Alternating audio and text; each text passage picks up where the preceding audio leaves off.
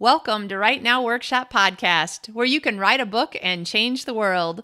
I'm your host, Kitty Bucholtz, and this is episode 40, Starting Your Story Bible, coming to you on Tuesday, March 20th, 2018. You've probably heard of a story Bible, either through your writers group or listening to people talk about TV shows. They are very important and very interesting if you are doing anything with related characters, related books, a series, anything where more than one book's worth of information could be mentioned or recognized or could come up in conversation in another book. So, of course, mostly it is a single source of every single piece of information in a series, whether it's a TV series, a book series, a movie series, so that nobody accidentally has character A being this kind of character in the first book and, a totally different kind of character in the second book. That's less likely to happen than something like my character Tori in Unexpected Superhero. Her car blew up, of course, because, it's an action-adventure superhero story. So I had in my head for so long that she drove a Saturn, but her Saturn blew up. So she had to buy another car. And I know I've written down what car it is. I just can't quite remember which car it is. So a story Bible would be a place where you can look up a character's name and have a whole bunch of information about them. Now, a lot of us have done or have been taught to do or learned to do or heard about doing a character sheet. It could be any amount of description that has to do with the character's name, what kinds of tattoos or physical characteristics they have. Maybe somebody, has one arm or four fingers or, whatever it is. Anything about how they look, their background, that sort of thing. A story Bible is like taking these character sheets and expanding them to include really everything that happens in the story world. So, some of the things that you would probably want to keep track of over the course of a series, less of a problem to remember at all if you're writing a trilogy, though it still can be challenging, especially like if you're traditionally published and you're writing a book a year. In the third year, you're trying to remember what you wrote 2 years ago about this character or that thing, which might now be a secondary element. And the challenge that we might face is forgetting that the reader might have read all these books in a row. And while we think, well, this is close enough, I'm sure that was probably it. I really do think that was it, but we don't go back and check. And then a reader says, wait a minute, in book 1, you said this, but in book 3, you said that. Imagine if you have 6 or 8 or 10 or 20 books in a series, then it gets even more complicated, more things to remember. Whether you have a single main protagonist that goes throughout the entire series or different characters in every book of a related series, it's still a lot of information to keep track of. So these are some of the things that you might want to put in a story Bible, and this is just the beginning of a list. It would depend on the sorts of things that you are writing about as to what sorts of things that you might want to remember. So for instance, obviously the names of all the characters who are mentioned. You wouldn't accidentally want to have 3 Carolines in a small town that you're not saying these are actually different women named Caroline, as opposed to accidentally keep using the same name Caroline. So for instance, when I was in college, in my small dormitory, there was enough people where we all kind of knew each other. What I mean is it was a small enough dormitory that we all kind of knew each other. And there were 2 Janes. And, near the beginning of the year, we're like, how are we going to remember which Jane is which without having to also try to remember their last names, which, you're meeting all these new people. And I don't know, it's college. We don't call people by their first and last name. We called some people Big Jane and Little Jane. Little Jane was really little, like maybe 5 feet tall with shoes on. Big Jane was taller. She had a more boisterous personality. She was Big Jane. And nobody minded. It wasn't offensive to anybody. It was just the way that we recognize that's the difference between that person and that person. In my Loon Lake series, I talk about live Bert versus dead Bert. Like we call him live Bert now so that we can remember we don't mean dead Bert. It's a funny series. And so anything that I can do to add humor in the way that people refer to each other is another kind of element of the series, and it's something that I need to remember who is live Bert married to and who is dead Bert married to. And, like, these are important things. So any relationships between people. I know that particularly in my Loon Lake series, it's a small town. It's based a lot on the area that I grew up in. And so there's a lot of cousins and people related to each other and people distantly related to each other. And so-and-so's cousin is married to so-and-so's cousin. And so they're not related, but I'm related now to both of them by marriage, blah, blah, blah. Fun things like that, or just complicated things, big families, lots of people. Of course, you hear people, writers who have started writing a series, and then their advice a lot of times comes back to make sure you give your characters a lot of siblings or a lot of nieces and nephews, or you need more people to populate your story, because if readers like your story, they want you to write more and more and more books in there. And so you need more people to write about. So definitely keeping track of all these relationships is important. You want to know what people do for a living, who's working where, when you mention it. Now, some things you don't have to worry about writing it down until you've written it down in your story. Other things you do need to keep track of, this backstory element, so that when you, at some point in the future, possibly mention it, you're mentioning it correctly, however many times that you do bring it up. So like I said, all the character description stuff can be in the story Bible, tattoos, birthmarks, anything that you might mention in the story, anything that the reader is going to read, and then that you therefore need to make sure everybody needs to always remember, this is an element that we have now created. The reader has read it. That makes it, story Bible. It makes it Bible. It makes it law. We can't randomly change it unless we purposely go through and then he went to the doctor and had his tattoo removed, that sort of thing. Of course, sometimes it's hard for us to remember the eye color and hair color and skin color of all of our characters. So again, those character description type stuff would be in there. You want to keep track of the things that you've mentioned about the setting. So business names, where businesses are located, street names. Sometimes I just kind of draw out a little bit of a map, like this is approximately where this is, and that is, and that is. And if I use a real map, then I'll kind of make a photocopy and then try to, I don't know. Sometimes I find it more difficult to use a photocopy of a real map, but I'm a terrible artist, so it's better, honestly, sometimes than me trying to draw a map. But anyway, so then I'll put a line through this real street name and write the new street name that I put in my fictional book. So anything that's a major local or national event. So for instance, if there's an annual festival, some sort of jubilee, a circus, or any kind of thing that comes to town, particularly if it's annual. Any national event that you want to include in it. This is more likely to happen if you're writing historical or contemporary that's really closely tied with, the current world, like maybe a political thriller or something. You want to keep track of local and national events that would have made a difference at the time. Our interviewee last week, Linda Carroll Brad, was talking about that during a certain year in a certain part of America, there is a ginormous snowstorm, and they all had to remember, okay, during this period of time, we need to know there was a snowstorm there. We're writing historical fiction. We can't just pretend there wasn't a ginormous snowstorm during this time. And so they had to all decide what they were going to do about it. Again, anything that's a real history event or real weather, like I'm writing. Everything that I'm writing has no historic, that's just contemporary made up stuff. So I'm not too worried about actual historic things that have recently happened or that are happening now or anything like that. But I'm very keen to make sure I get the weather right.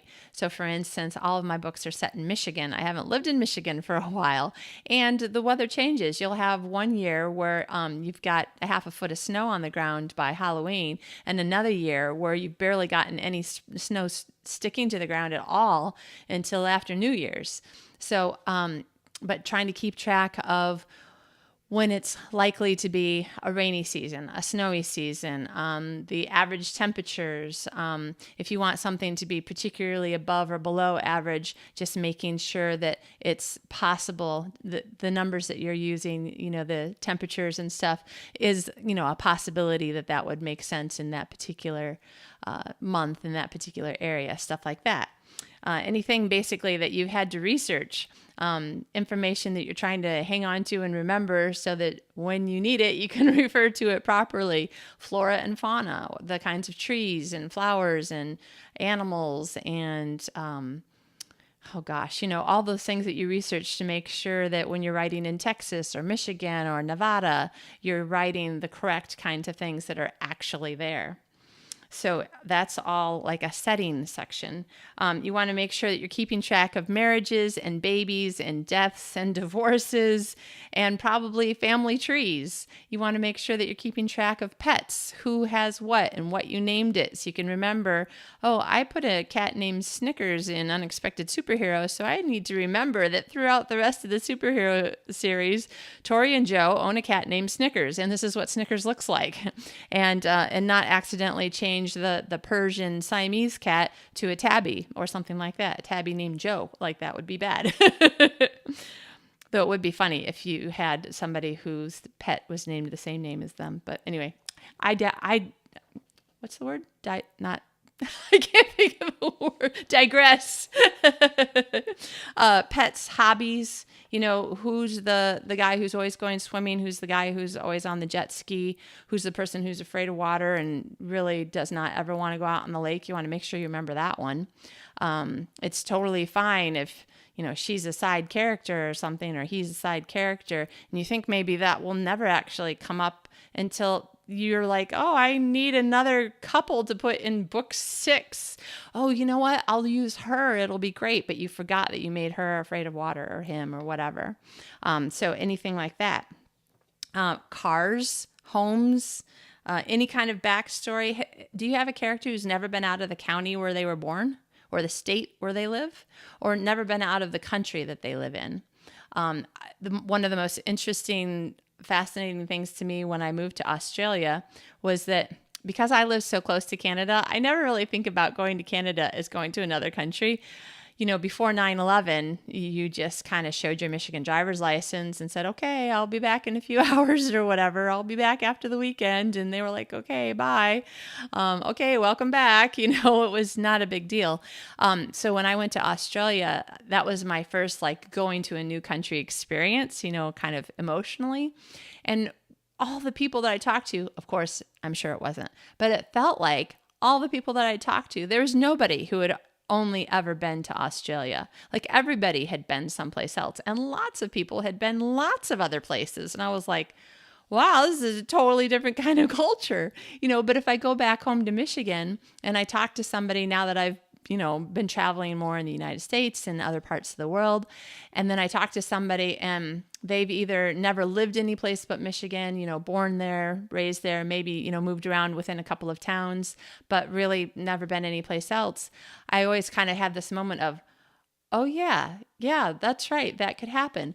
And I think of that as being, like a small town thing that would happen in Michigan. But I have a friend who was born and raised in the greater LA area, and she's lived in California her whole life. And it occurred to me, it's really the same. Just because she was born in a big city and my other friends maybe are born in a little small town, the fact is, if you've never lived anyplace else but where you were born and raised, that changes how you see the world to some degree versus somebody who's been to all sorts of different places, or even one other place and come back. So some of these sorts of elements, you might want to remember to say, Mike went away 2 years ago, but now he's back and he never talks about, where he was. Well, that's really interesting. And it might be something that was sort of a throwaway comment in this book, but might be like a big story in book 7 or something like that.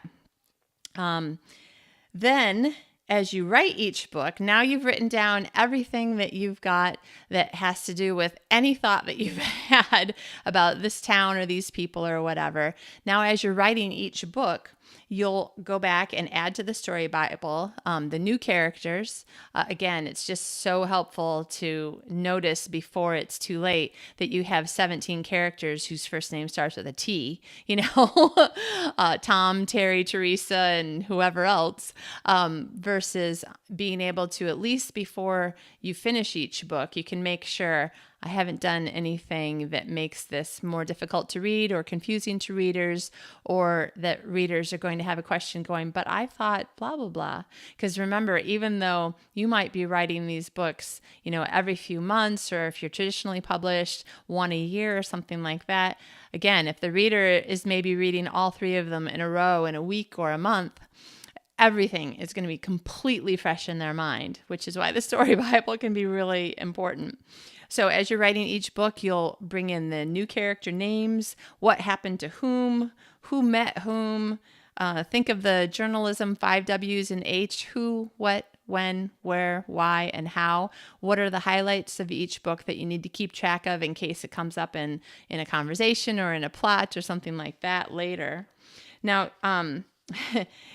some of the things might seem really minor, like what car people drives or whatever. But again, when Tori's car, An Unexpected Superhero, blows up, and for several years, when I was writing that book and rewriting it and rewriting it some more for my agent, she had a Saturn. I owned a Saturn at the time, and I loved my Saturn. And so my heroine had a Saturn that she loved. But then when it exploded, of course, she had to go car shopping. And then I had a pretty good idea of the car that I wanted her to buy, because it was one that I would buy if I lived there.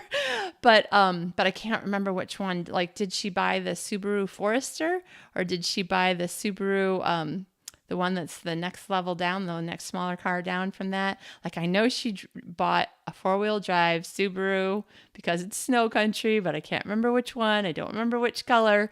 So thank goodness, it's written down.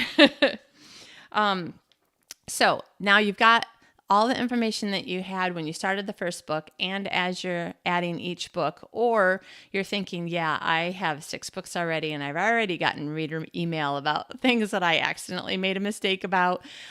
So you're starting your story Bible, in which case really it's a matter of you start reading/skimming from page 1 of book 1, and you start writing down all this information, plus anything that you already had in your notes from when you were writing each one of the books. But how you organize the information, there are lots of things on the internet, lots of really great articles about ways to create a story Bible or organize this kind of information. But as always, I strongly believe that you should organize it in the way that your brain is most likely to think. So for instance, you could organize it according to what happens in each individual book, to each person, naming everything that happens in each setting, the weather, the time of year it was in each book. Maybe you're thinking about it in books. Maybe you're the kind of person who thinks about it in people. So all of the characters, each one of them will get maybe a separate subdocument for the big ones, and then a really, really big subdocument that lists out all the more minor characters. So primary and secondary characters might have their own little subdocuments in Scrivener, or, you're doing a page break between each person in Word or something like that. So maybe you organize everything by character, and then with those characters you have, and they drive this kind of car, and they work at this place, or they own that business, and they live in this kind of house, and that sort of thing. Or maybe you have things set up more that have to do with the town. And so, for instance, in my Loon Lake series, the town has decided that they want to be more tourist friendly. And so they strongly recommend that the businesses have a cutesy name. So, for instance, the book Love at the Fluff and Fold, it's at the Loon Lake Fluff and Fold. It's got alliteration in it and that sort of thing. So there'll be a Love at the Gas and Go and Love at the something else, and there'll be either alliteration or some cutesiness to it. One of the businesses is called the Laughing Loon. It's a kind of convenience store.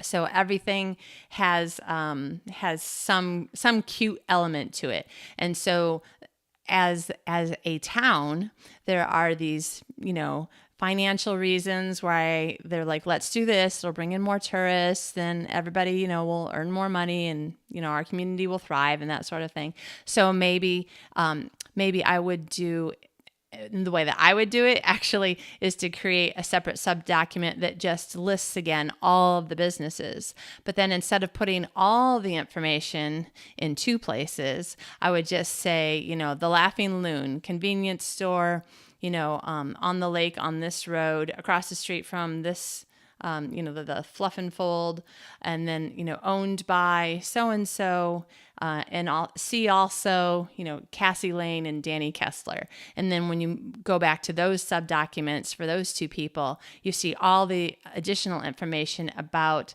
the Laughing Loon, how, she's a co-owner in it, and then he became a co-owner when he married her and that sort of thing. So it just depends on how your brain is most likely to organize information and to find information easy to capture, easy to find, that sort of thing. So anything that you can do to make it searchable, to make your story Bible searchable, is a really, really good idea. So long as you have a couple of different areas where you can cross-reference, this person to that business, or this person to, see also. Under Cassie Lane, I might have, see also Danny Kessler, or it probably wouldn't be that exactly for those two characters, because I would just say married to Danny Kessler on this date or something like that. But under Danny, I might have, see also Caroline, whatever her last name, because she played a part in the story and there was interaction between them that may lead to something else in her story, that sort of thing. Any distinguishing traits that you want to remember about the businesses, or the town, or elements of the town, or whatever. In Little Miss Lovesick, I set that book, and there will be more books that are all set in Traverse City, which is a real town. And it's the town that I spent a lot of time in growing up, and then went to college and married and that sort of thing in Traverse City. And at the time that I lived there, the omelet shop had the best cinnamon rolls in town.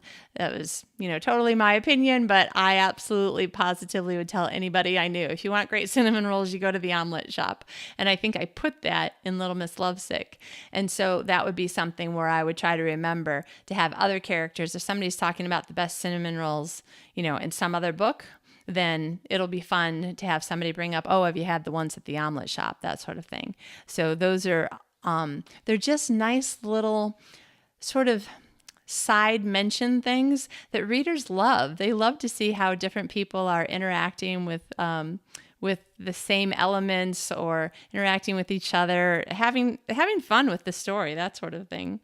So you could create a separate story Bible for each series, which definitely is the way that I would do it, since I have a superhero series, a series set in a real town, and a series set in a pretend version of a town that I know, but it's totally pretend in the book. There is a little bit there. I have room for a little bit of crossover, because the pretend town is located not very far away from the real town. I don't know if I'll do crossover or not, but if I do, because those series are already pretty different from each other, I mean, different enough as a writer, I would probably put, see also, this character name in Little Miss Lovesick or something like that, if I had her be the real estate agent for somebody in Loon Lake. But for the most part, they're not really related series. There aren't relatives and that sort of thing, going on for generations. But if you had a big series like that, like Lorraine Snelling, one of our guests from a few weeks ago, she writes this series where she started with this one family, and then they had children and grandchildren and, great-grandchildren. And so all of these people, or at least some of the people in every book, are related to that first family in the first book. So technically, with a series like that, you could have one ginormous story Bible. I would back it up in multiple locations. You don't want to lose that kind of massive amounts of information. But also, you could have story Bibles for each individual series or sub-series, or however you want to look at it. So for instance, with Lorraine's books, the beginning ones are set at Red River. I think. I mean, the series title is Red River of the North, I think. But then she's got a series set in Blessing, which is a different town. I actually think there might be more than one series set in Blessing. I can't remember. She has so many books. But that is exactly why you need a story Bible, because if your series gets big, then you don't want to have to go through 10 or 20 books. So whether you decide to create, one story Bible or multiple story Bibles for each series or each trilogy or whatever it is that you're doing, it doesn't matter. As long as what you do is, like Deborah Holland said, start now. It's much harder after book 8. It's way harder after you've got 60 books in a Kindle world like she does. And, it would be nice if you didn't get email from a reader that says, whatever happened to the sister or neighbor who was pregnant in book 2? Did she have a boy or a girl? I've heard that sometimes authors get questions like that. Well, I hope this has helped you to have some ideas about how to collect your information, how to organize it, what information you should keep track of, and just encouragement to you that writing a series can be a really fun thing, and readers love it, and I think that probably we writers will have even more fun with it if we don't get frustrated a few books in because we can't remember what we wrote, and we don't really feel like we have time to go read our 80,000 word books over again to try to find the information. So start now. All right. I hope you have a great week. We'll talk to you more on Thursday.